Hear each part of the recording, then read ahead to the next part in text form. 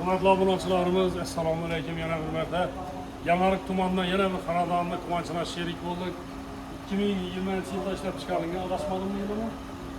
2020 yılda işlep çıkarılgan iken şöyle gelelim. Tekil bir avtomobilimiz satıldı.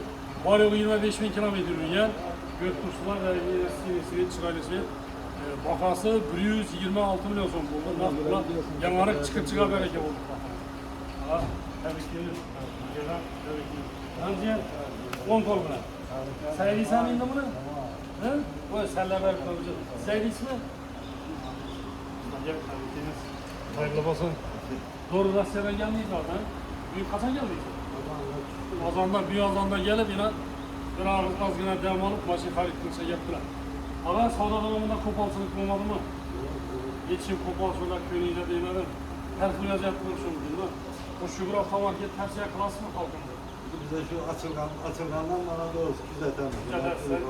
Hem o diyorum, geliden gittim bekledim. Vallahi göğüstüm. Lezzet doğru gelmez. Sana doğru. İşan şurasına.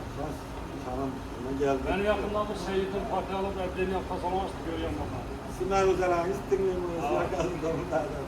Kısıkı olsa Ruhan öte ettirip girer, işini ona ettiremedi yapar. Şurada yol üstünde yaxşı bala çıraylı maşınlarına. Rahmet, işan şu. Taksalarına dolaşsın. Geleverəsin hizmetlerimize.